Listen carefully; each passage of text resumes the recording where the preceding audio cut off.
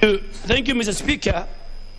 And Mr. Speaker, on the onset, I want to take and remind this House the oath I took when I became a member of Parliament in 2007 and 2013 and 2017, and that in the name of Allah, I will bear true faith and allegiance to the people and the Republic of Kenya, and that I will obey, respect, uphold, preserve, protect, and defend this Constitution of the Republic of Kenya. Speaker, I am saying this, it's coming at the right time on the holy month of Ramadan, on the last 10 days, and I'm going to speak my mind. I will not speak for any political party. I will not speak for any political formation. I will speak for the people of Garissa Township who brought me to this House and gave me powers to represent them under Article 1, Sub-Article 2 of the Constitution. Mr. Speaker, there are many debates. There are many people who are telling us about inclusivity.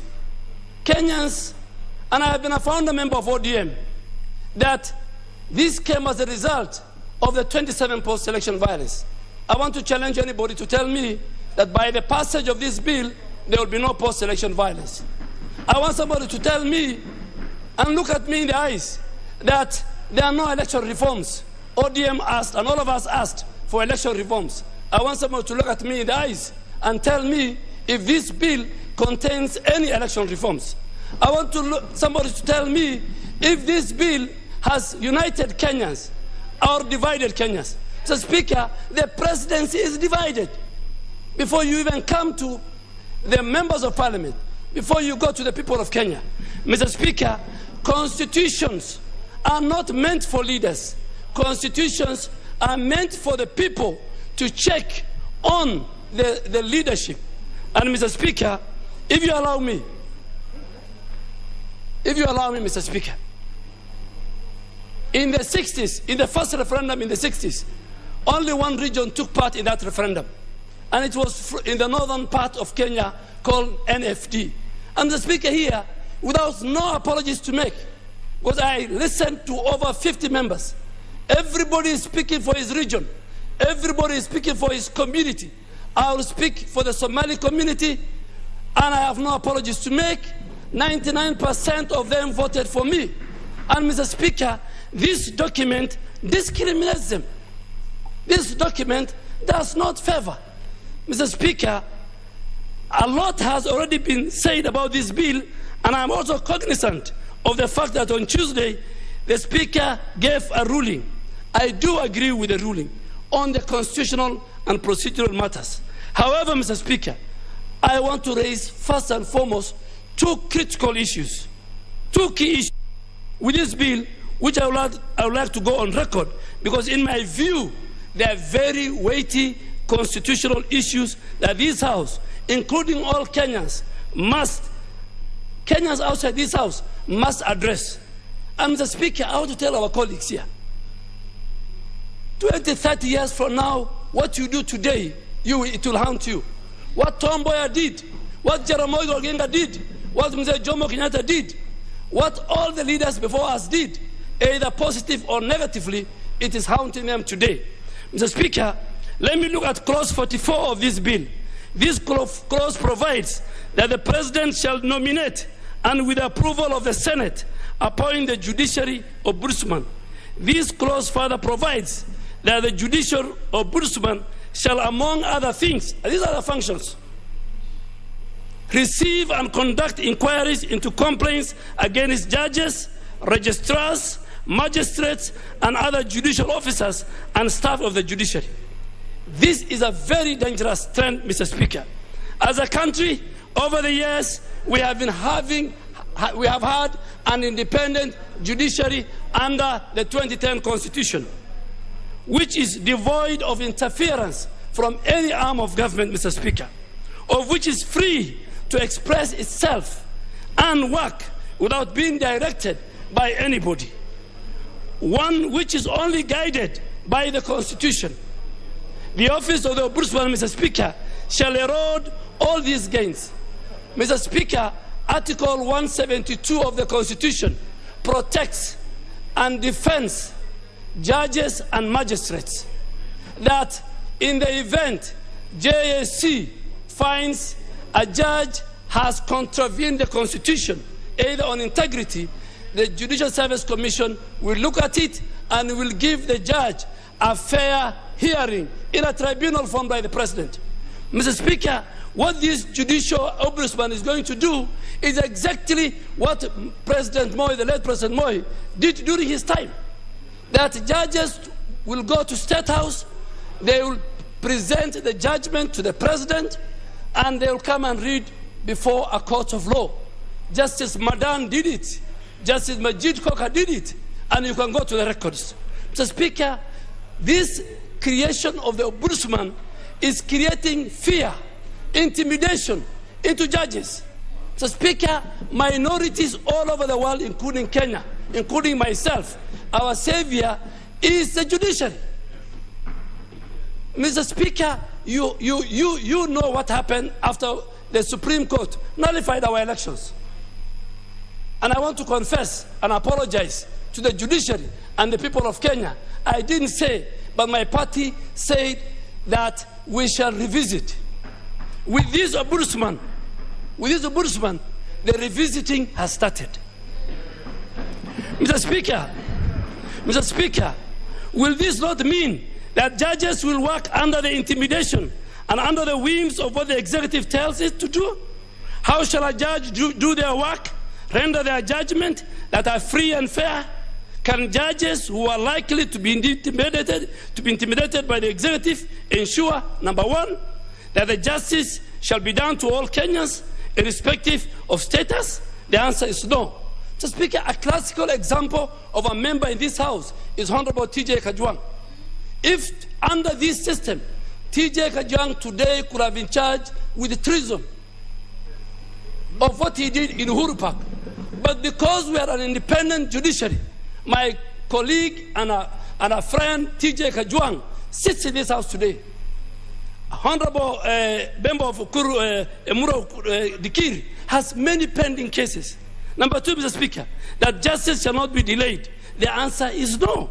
That justice shall be administered without undue regard to other matters, and the purpose and principles of the Constitution shall be protected and promoted. The answer is no.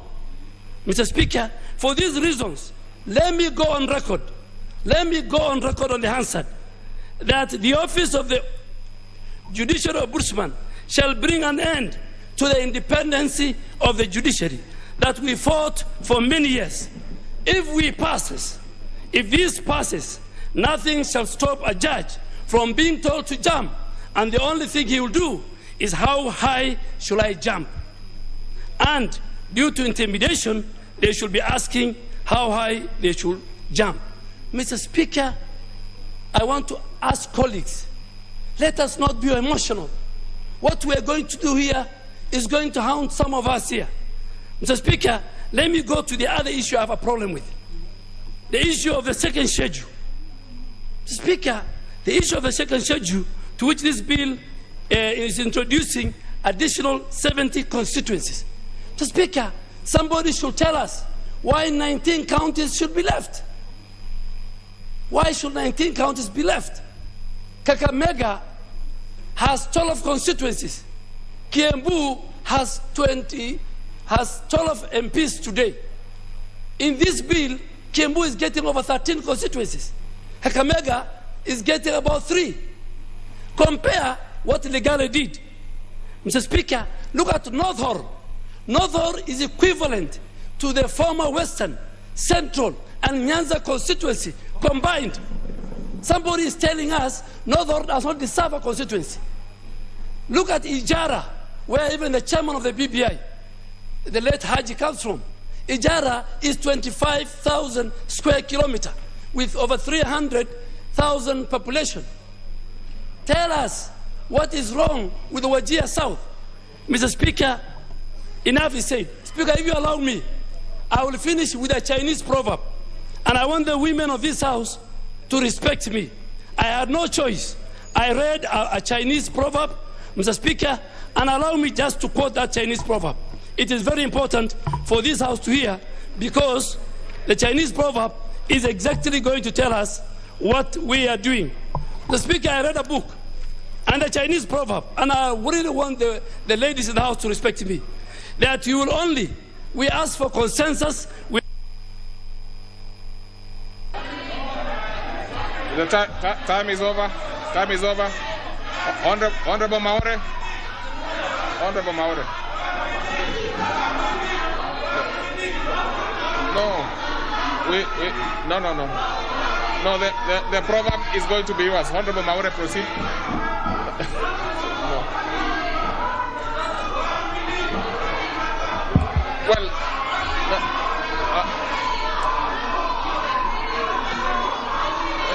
no. You know, Honorable no.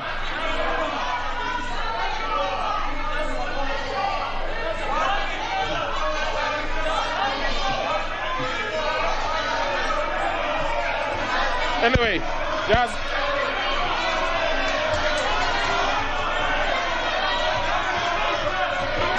a proverb. Just a proverb.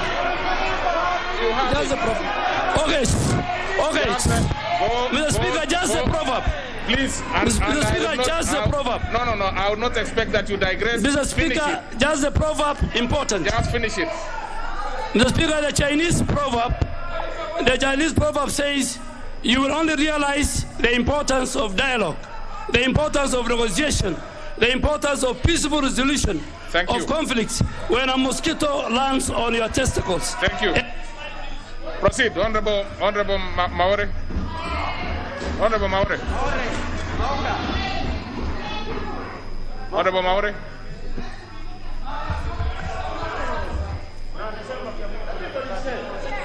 Mr. Speaker, I want to appreciate the moment to plead with the House that when we are given time and wanted to plead for an addition, it is a good idea. But Mr. Speaker, very quickly, it is good to respond.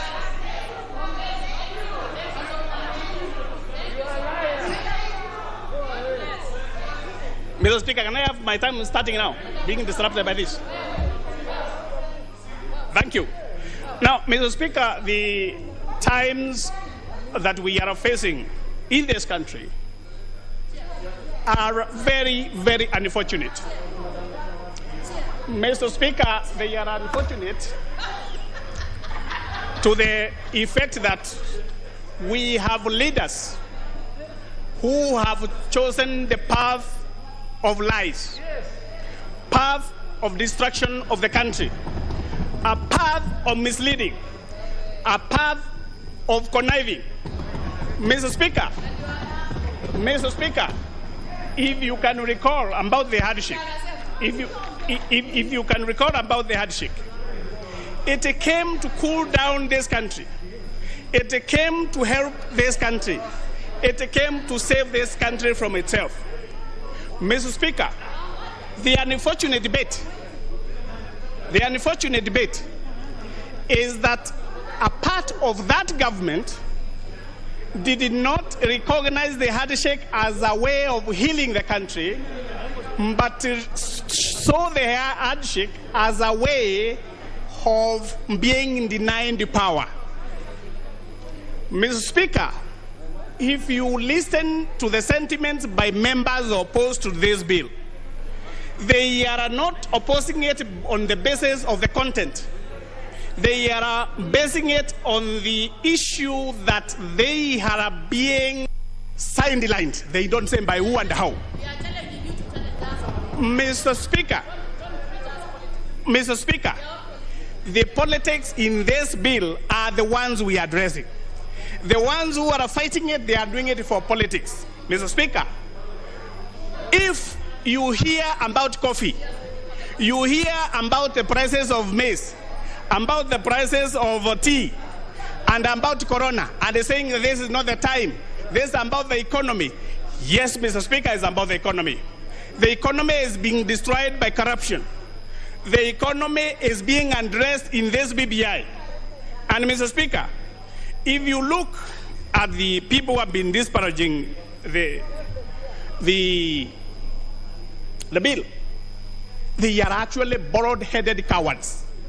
They don't want to mobilize and they say they will go and move a vote of no at the BBI.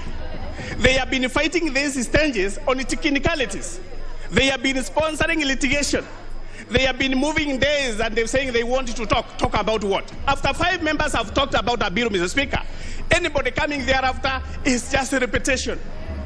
So what we need to understand, Mr. Speaker, when we are moving our country, there are those who don't feel comfortable when the country is being run well. And for this reason, Mr. Speaker, when they are cowards and they don't want to vote or no, they don't want to hear even people who are proposing and talking sensible things. Mr. Speaker, I've heard somebody saying that every county should have been given a seat in the BBI. Mr. Speaker, if you follow that pattern, this is what is being cured in the BBI. The counties were given seats based on population, not tracts of land like the one in North Ho. That kind of lie coming out of here is going to poison the country. It is population of Kiambu. It is population of Nakuru. It is population of Nairobi. It is population of Meru to get 2 seats. Anybody who says that you are being denied a condition, that's why you should fight the bill, don't be a liar as a leader. Look at the country and tell them the truth. Mr. Speaker, as I continue, when you say you don't remember about the ruling by the Speaker when he said that he gave direction, Mr. Speaker, a member of this House who was here, a nearly 2-hour ruling by the Speaker actually took most of our debate. And I would only want to raise a small point here. When we want to hear those who are advocating for tracts of land in the standard population, the BBI is very clear. They want to advocate for 1 man, 1 vote, 1 shilling. And it is for that reason you will find if we are to double the revenue or put from 15 to 35%, if you go to a county like Meru, they will move from 9 to 18 billion. If you go to Jandarua, it will be from 4 billion, 4.8 to 7 billion. Nyeri, 5.4 to 9.8. Nairobi, 15.9 to 31.5. Kirinyaga, 4.2 to 8.3. Muranga, 6.3 to 10.8. Nakuru, 10.7 today to 21 billion. Kiambu, 9.4 billion, 18.5. Mr. Speaker, if you are fighting BBI, you need to look at those people from those counties that I have mentioned and tell them this is what you are fighting. Smile at them, mock them, show them how your politics is very important. Mr. Speaker, those who say that you are not able to deliver 15%, you may have a problem in delivering that 5%, are just bald-headed liars again, Mr. Speaker. We are talking about the revenue collected in a specific year. That from this year onwards, if the BBI goes through, anybody, when you collect your revenue, you will be able to share that 5% to the devolved units, and whatever is left you do at the national level. So let us not use propaganda. Let us not incite the people. And when you do it, be very honest. And as I've again said, the rebellion or the civil war has been within the Jubilee Party, specifically within our region of Mount Kenya. Mr. Speaker, when the president organized to talk to leaders on January 29th, the leaders from the same region sat down and they did, Mr. Speaker, exactly 11 pages of an insult and insult on every paragraph on the president. These are problems that we will need to handle in Mount Kenya after the BBI and during the BBI. Mr. Speaker, we want to hear leaders standing and saying how brilliant they are by saving their people, not by seeking political possessions of our future government when they are discrediting and disparaging the current government, which they should be able to deliver the promises they got in this 2017 to 2022, not about a government that is coming in 2023.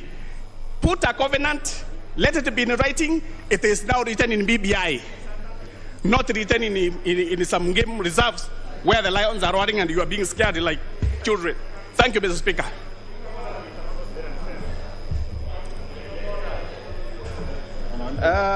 Shall we have Honorable Martin Owino?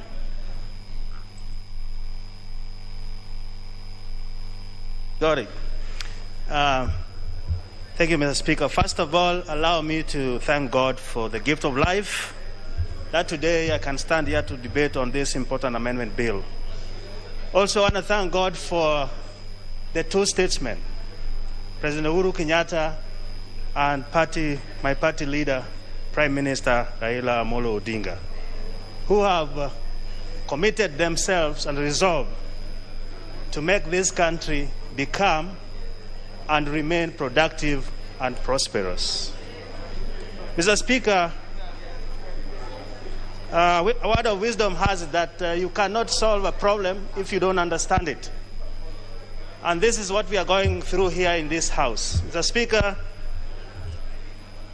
we cannot allow Kenyans to kill themselves every election through bullets, machetes, you name it, and maim themselves. Some are displaced, some are suffering PTSD after years because of election. This amendment bill is trying to correct this so that we can remain peaceful even after election. Mr. Speaker, freedom of association is in the Constitution. But I can remember vividly after the election when my party leader wanted to address the concerned members. Mr. Speaker, we went to another field in Eastlands, only to find out that the whole field was pasted by feces, human waste. And you wonder when that became a security tool. The second point, Mr. Speaker, because people have labored on so many, is that accountability, when members will be taken from this House, accountability does not really refer to them being called like we call the ministers now. Mr. Speaker, the first employers of every MP in this House are the constituents. And I can remember, Mr. Speaker, during Moi's time, there was a very famous 1 o'clock. You can either be fired there or be announced to be in. But members, if we were fired then, could come up and say, thank you, Mr. President. Because you stood with your conscience and did what was right, you thank the president, and you know very well that your employer still remains. Mr. Speaker, with the new constitution, that safety net was removed. And therefore, all the CSs and all the appointees are working at the whim of the presidency. And that kind of boldness went with that. So this House will bring back that sanity, and I know that will save a lot of resources. Because you're not afraid of, you can go back to your constituency and still, stand with what you believe. I think that is very important. The third point, which will help us in accountability, Mr. Speaker, is that this House will have an empowered opposition wing to operate an office and also to stand tall to keep the government in check. That is missing now. We only use our committees, who sometimes call these CSS, they don't come or will not come, send the CAS. It's a very frustrating moment to this House. Mr. Speaker, as I said, the problem the time bomb are youth in this country. This amendment is stating clearly that we are going to have a commission who will be addressing the priority setting for those youth, who will be addressing the career development and guidance so that when they finish school they can be employed. We'll be addressing also capacity building, but more so the entrepreneurship so that this youth can be guided to form businesses. And there is a moratorium on taxes, so they can only pay tax after 7 years. The Speaker, the time for white-collar jobs are gone. For us to help our youth, we have to embrace skill-based training and also institutions in our rural facilities. Mr. Speaker, another important point that is mentioned in this bill is economy and shared prosperity. Mr. Speaker, as we talk in this House, there is a discrepancy in development between rural areas and urban development. Things are so skewed that other regions are more developed and others are not. We talk of highways, which is good for the national good, yes, but if I drive here nicely and the people of Ndewa cannot even remove their cane from the farms to the factory, how does that help our country? So this bill is this amendment bill, it will bring some bridge gaps between that. Mr. Speaker, we are talking of GDP. Sometimes we are very proud we are doing 5%, 6%. How does that translate into household income? Some people are very poor. Some people have nothing to eat. Mr. Speaker, they say Seychelles is the most prosperous country because apart from GDP, they also measure their economical gain in terms of wealth per household. I think that will be addressed here. But more so, we cannot afford a country where others have leftovers and others go empty, where others are sleeping in mansions and others have no roof over their head. Others bath with hot water, drink cold water, and others travel miles for dirty water. Others have land chunks of land, and others are squatters. This is what this bill is going to cure, so that we can have inequality. Lastly, let me quote this great son of Kenyans, J.M. Kariuki. He said, that time nation was consisted of 10 millionaires and 10 millions of beggars. Now maybe it is. Honorable Kositani Kareb. Wait. Thank you, Mr. Speaker. I rise on behalf of the people of Soy constituency who sent me to this House and who are my employers to give my views on this constitutional amendment bill. Mr. Speaker, before I proceed, allow me to thank 3 O's, I'm calling them the 3 O's, who sat in the committee that came up with this bill: Otiende Amolo, Orengo, and Omugeni. I congratulate them because they were appointed in that committee based on merit, and unfortunately, because they stood by the truth and they stood by the law which they are so schooled and understand, one of them has been removed from a parliamentary committee. Mr. Speaker, this BBI bill is widely spoken about but very unpopular. There is a Swahili saying, and allow me, Mr. Speaker, to say, kizuri chajitembeza, kibaya chajiuza. Mr. Speaker, I am very uncomfortable debating this bill at the moment when we have more serious priorities as a country. Other nations are discussing how to vaccinate their populations. Other nations are discussing how to manufacture the vaccines. But we are the only country in the world in the midst of a pandemic that are discussing a change of the Constitution. Mr. Speaker, I am very reserved when I hear my colleagues and we calling this a popular initiative.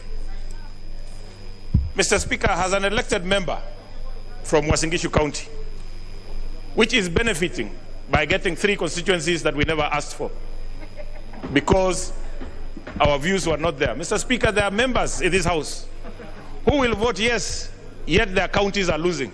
And not because they accept that their counties lose, but because of the intimidation and coercion that is going on with this bill. Mr. Speaker, from where I sit, the views of the people of Uasin Gishu County were not collected in a popular manner. We normally, whenever, even during the 2010 Constitution, Mr. Speaker, when we were collecting views, they came to Eldoret Town Hall, where there were public address system. All the people who wanted to contribute, contributed. But this time they came and went to a hotel called Noble and called those yes people, the robots who would go and just were choreographed to go and give the contributions that would favor the BBI. Mr. Speaker, this bill, and that is why I say I thank the 3 O's, because this bill has given observations, and they have stated on page 155 of the committee's report, paragraph 556, that this issue of additional constituencies is unconstitutional. Mr. Speaker, I have said, as Uasin Gishu County, we are benefiting. We are getting 3 constituencies, which we didn't ask of. But Mr. Speaker, I do not want us as the people of Uasin Gishu to benefit on unconstitutional matters. We need to rectify this so that we move forward as a country. Mr. Speaker, I have seen, and it is evident, that there is a big hurry on this BBI debate. There is a big hurry to try and end this debate. Who is this who is in so much of a hurry that doesn't want us to speak to this report, Mr. Speaker? The Speaker made a ruling when I gave a preliminary objection that the debate shall go on so long as there are members desirous of contributing, Mr. Speaker. We have seen messages going around that they will be voting in the afternoon. Mr. Speaker, we shall not vote in the afternoon until all members have been heard, Mr. Speaker, because that is what the law says, Mr. Speaker. Mr. Speaker, we are at a moment in our country whereby we are at a moment in our country. Honorable question. And I hope, Honorable Sotsi, I hope it's a point of order, not a point of argument. What is out of order? Mr. Speaker, I didn't want to interrupt my good friend Kositani, but you are aware the Speaker made a ruling on the issue of constitution. Thank you, Mr. Speaker. I think you have realized... Let Honorable Osotsi finish. Honorable Kositani, just have a minute. Let's hear from Honorable Osotsi.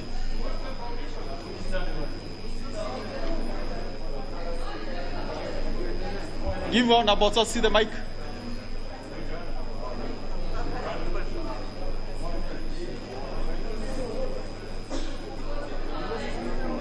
Mike, please. Mr. Speaker, I didn't want to interrupt my good friend Hostani, who is a former Secretary General of Jubilee, Deputy Secretary General. But you are aware the Speaker gave a ruling, comprehensive ruling, on the issue of constitutionality, and the Speaker said that a matter that appears to be unconstitutional, when it goes to a referendum and the people accept it, it becomes constitutional. So is it in order for Honorable Kositani to mislead this House on the issue of constitutionalities when the Speaker made a ruling? And Mr. Speaker, you need to be very clear. Members of Tanga who are engaging in irrelevancies. Order, Honorable Kositani. Order. Mr. Speaker. Order, Honorable Kositani. Mr. Speaker. Honorable Kositani, proceed. Mr. Speaker, proceed. You will give me back my 2 minutes, which have been interrupted. Honorable Sotsi, that was a bit of mischief. Thank you, Mr. Speaker. And I think it is good to remind, Mr. Speaker, it is good to let us know who Sotsi represents in this House, because I represent the people of Soy, having been voted in. And nominated MPs should give respect to the elected members of Parliament. Mr. Speaker, Mr. Speaker, we have been told, and in this report, the report has been captured that 12 counties debated the correct report. We have 34 counties which had a report which had errors. And I want to congratulate the members of the County Assembly of Uasin Gishu County, where I come from, because they decided to abstain after seeing that this issue had errors. Mr. Speaker, what is the assurance that we are giving Kenyans that even after passing this bill, if it does pass, that we shall have the correct bill going to the referendum, and even after the referendum, that we shall have the correct bill being ascended into law so that it may be practiced in this country? Mr. Speaker, we have been told, and Mr. Speaker, I'm a member of the African Inland Church, whereby we do not tell lies. There are a lot of lies in this report, Mr. Speaker, in this bill. We are being told that this bill is going to cure electoral violence. Mr. Speaker, the single denominator of electoral violence has been we have had elections and then people dispute the results. Where in this bill has the issue of electoral violence been addressed, Mr. Speaker? We are being told, Mr. Speaker, that this bill is going to bring cohesiveness. Where does this bill, where is it mentioned about cohesiveness in this bill, Mr. Speaker? We are being told, Mr. Speaker, that this bill is going to give us prosperity. Mr. Speaker, at the state of our economy, how will we prosper when we are going to be spending 14 billion for this referendum, when we should have put that 14 billion in agriculture, for example, Mr. Speaker, or other functions that will help our youth, Mr. Speaker? Mr. Speaker, I want to conclude by saying this, Mr. Speaker. We call upon our judiciary, and I would say that the introduction of the seat of the ombudsman is going to interfere with the independence of the judiciary, and we as Kenyans, we must stand up and be able to stand for Kenyans. Finally, Mr. Speaker, the amendments on Article 230 will remove the constitutional mandate for the Parliamentary Service Commission, the Teachers Service Commission, the Judicial Service. Honorable Sosion Wilson. Yes, you have been very, Honorable Sosion, Honorable Dual, you have been very persistent. What is it? I noted you are very persistent. Thank you, Mr.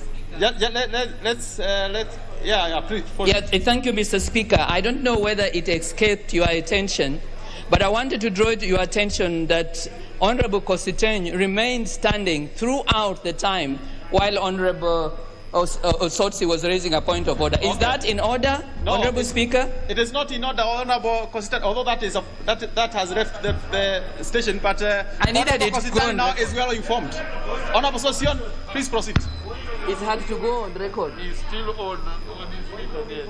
No, it had to go on record. Thank you, Honorable Speaker. I rise to support the Kenya Constitutional Bill that is before this House, cognizant of the fact that this is a bill that will go to the referendum for the people of Kenya to take a decision through the vote. Mr. Speaker, there have been a lot of divergent feelings and even very emotional feelings about this process. But I wish to say, Mr. Speaker, this is normal. Those who hold divergent opinions about this bill at this very moment, of course, are entitled for now.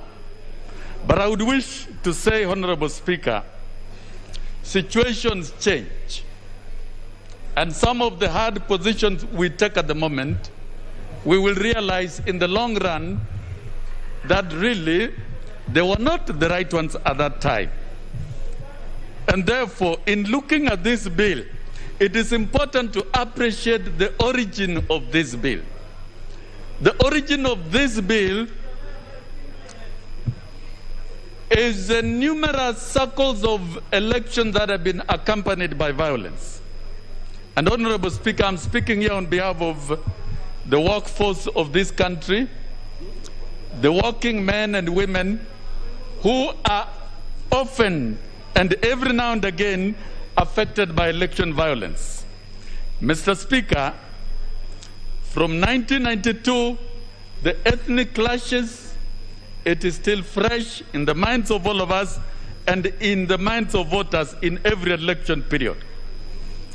The violence of 97, but in 2002, Honorable Speaker,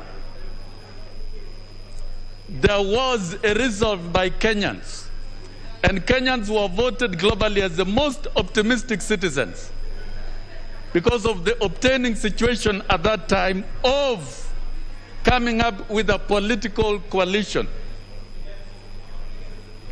In 2007, Honorable Speaker, we lost it, and we have kept losing it. And therefore, Honorable Speaker, the import of this bill with the issues that are identified, the 9 of them, should not raise a lot of emotion, but we should give Kenyans a chance to take a decision on this.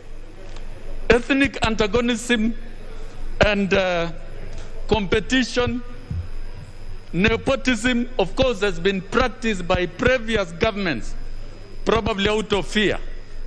And it is our belief that probably allowing this bill to go through will make a difference. Honorable Speaker, I remember in 2002,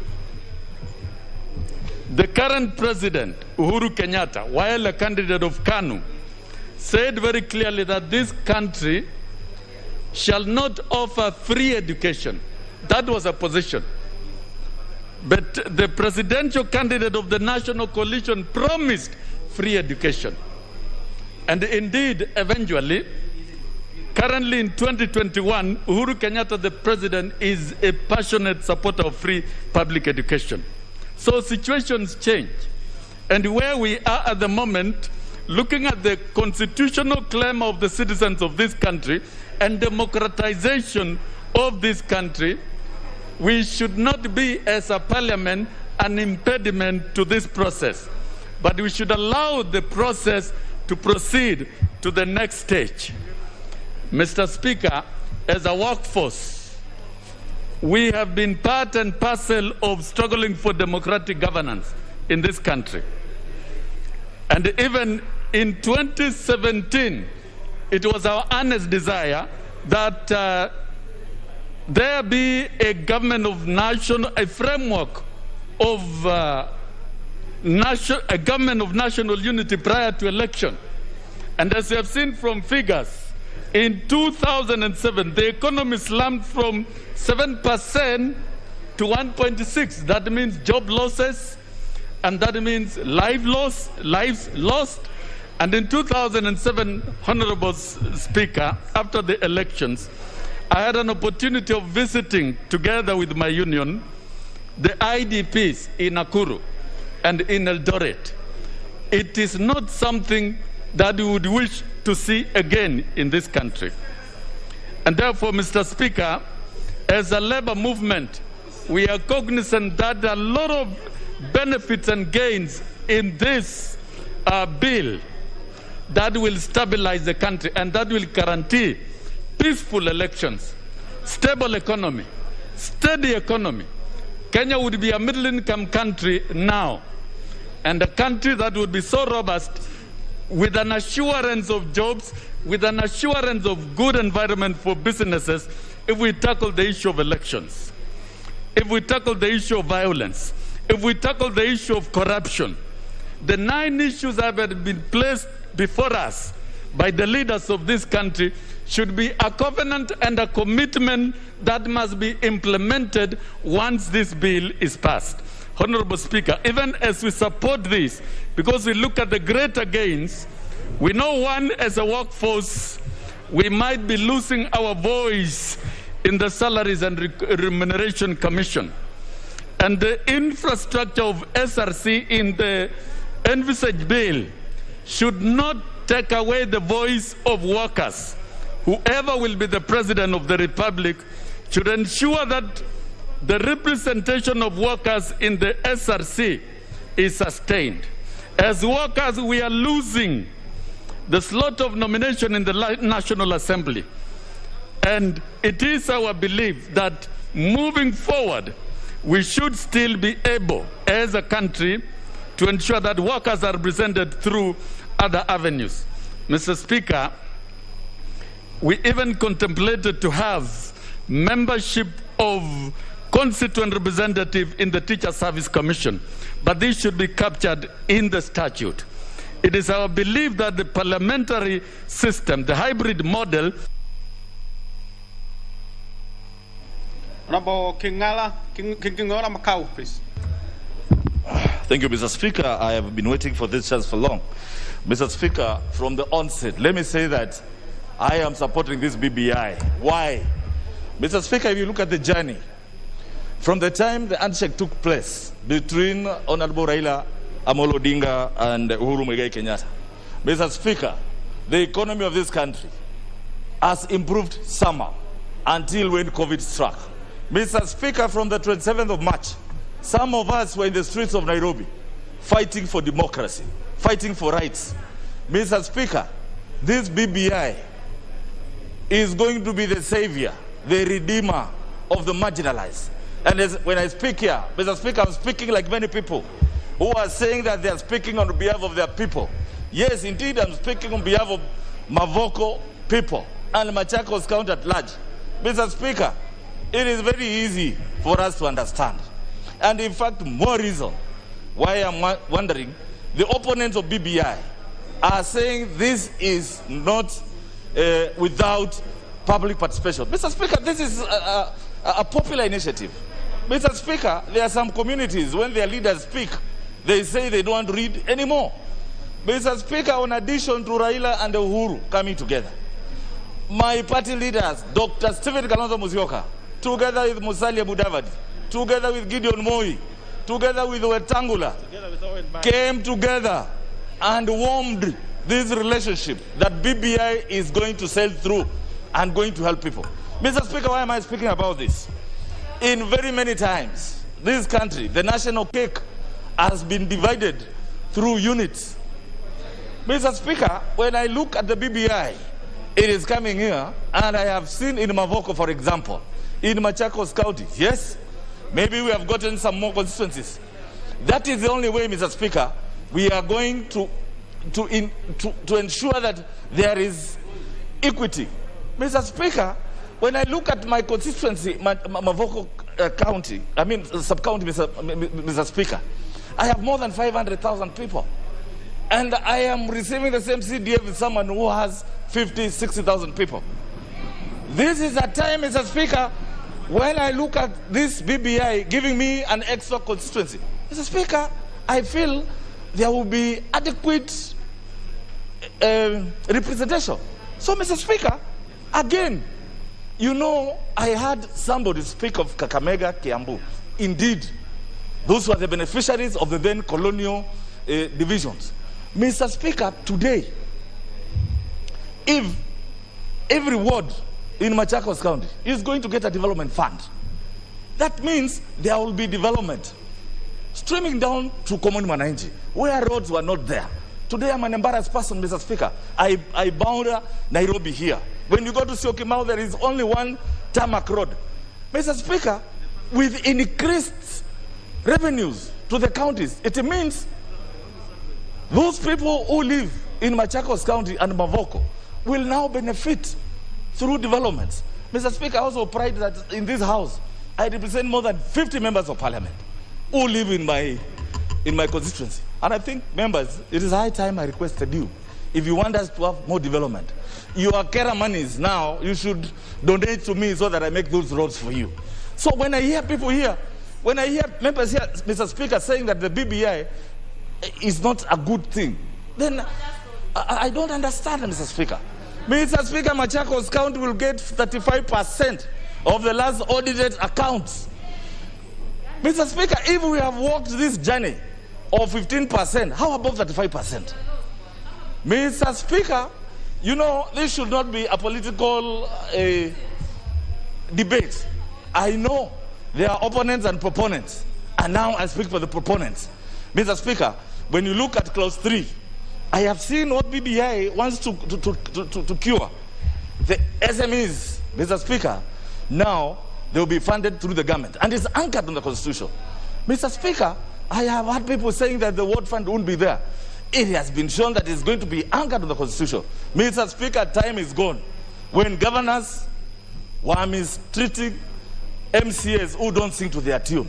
With this introduction of the word fund, Mr. Speaker, MCAs will be doing development, not necessarily being puppets of the governor. So, Mr. Speaker, I think it is important for this house. For lots of reasons. Mostly for people who come from marginalized areas. Those that have never had this national cake being distributed equally. So, Mr. Speaker, when I look at it, and indeed it goes ahead, Kenya now will be able to deepen and widen the regional integration. And it is anchored in the Constitution. Mr. Speaker, I urge members, I urge the opponents of BBI to be sober. Think through this document. We pass it. And this Constitution has been there since 2010. For 10 years, we have seen what it has done. Mr. Speaker, most cases in our courts have been there for 10 years. So when I hear there is no independence of judiciary because the president is going to introduce an ombudsman who is going to check the judges of this country, Mr. Speaker, even them, they need to be checked the way we are checked here as members of parliament. Mr. Speaker, we cannot give so much freedom just because someone is a judge. There must be a reason. Finally, Mr. Speaker, now BBI seeks to make members of parliament serve in the cabinet. Mr. Speaker, that means service delivery to Mwananchi will be very thorough because we will be dressing them down in this house. And Mr. Speaker, efficiency will increase. It will not be like what is happening today, Mr. Speaker. I know each and every member here are skewed in a CS's office and they have no regard for you.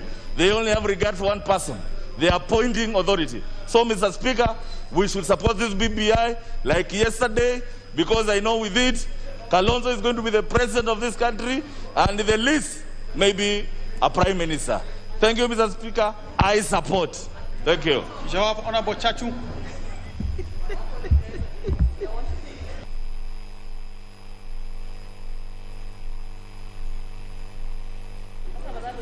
Thank you, Mr. Speaker. The Speaker, I rise to support the Constitutional Amendment of Kenya Amendment Bill 2020. This is a constitutional amendment. Mr. Speaker, this is a constitutional moment. This is the first time as the House of Parliament we are debating a bill through a popular initiative. Mr. Speaker, everything considered, or literally considered, this bill is a good bill. And Mr. Speaker, sir, it will really enable this country to grow to greater heights. Mr. Speaker, there are critical issues that this bill tries to resolve. Among others, Mr. Speaker, sir, is the issue of divisive politics. It promotes gender equity and governance. It strengthens the structure of devolution. It increases funding to our devolved units. It enables sharing of power, which promotes national unity and cohesion. Mr. Speaker, sir, it further strengthens accountability in our public resources and enables us to fight the enduring culture of corruption. Mr. Speaker, sir, Article 11A on economy and shared prosperity anchors the aspiration of the new economic model based on value creation. It further provides equitable opportunity for all the people, promotes industrialization, and supports small and micro enterprise development. Mr. Speaker, sir, on the issue of national cohesion and inclusivity, Mr. Speaker, sir, this bill tries to unite Kenyans and enables us to be more inclusive as a society. Mr. Speaker, sir, we are a very diverse society, and we should celebrate our diversity and enable further inclusion. So, Speaker, sir, we still recall the election violence of 2007-2008 when we almost lost this nation called Kenya. So, Speaker, sir, even then, in 2008, it is the 10th Parliament, of which I was a member, which amended the Constitution and enabled the National Code to become a reality.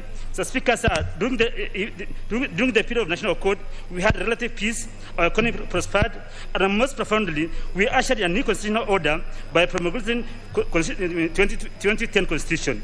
So, Speaker, sir, this was after decades of struggles for new constitution in Kenya. So, Speaker, sir, this constitution enabled us to have relative peace. It enabled us to even manage our electoral disputes through Supreme Court, an institution established by 2010 Constitution. So, Speaker, sir, in the past, we used to sort out our disputes through by killing each other in the streets and through other modes of election violence. So, Speaker, sir, on equitable share for counties, the Speaker, sir, clause 50 of the bill proposes to amend Article 203 on equitable share and other financial laws. The amendment increases the money percentage allocated to county governments from current 50 to 35%. Honorable Chachu, I guess you're not reading word for word. You are referring to your notes. Mr. Speaker, sir, the increased allocation will strengthen further devolution and ensure good governance in our counties. Mr. Speaker, sir, however, I have a serious problem with the issue of capping principle, which states, Mr. Speaker, sir, I quote, the average amount of money allocated per person to a county with the highest allocation does not exceed 3 times the average amount per person allocated to a county with the lowest allocation. So, Speaker, sir, this is a deliberate design in this constitution to marginalize poor countries, which have been very poor and historically so, such as Mandera, Marsabit, Lamu, Isolo, among others,